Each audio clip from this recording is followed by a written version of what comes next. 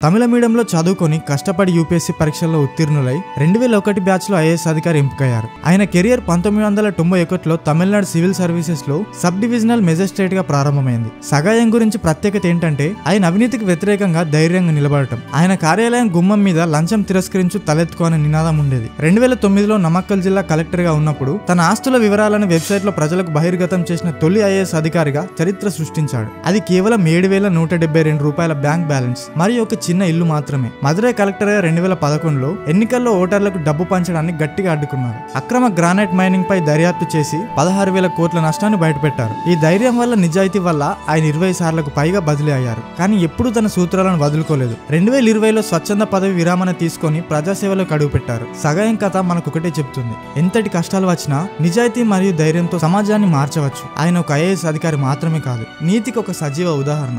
మీకు ఆయన గురించి ఏమనిపిస్తుంది? కామెంట్లో తెలియజేయండి. ఇలాంటి వీడియోల కోసం లైక్ చేసి మన ఛానల్ని సబ్స్క్రైబ్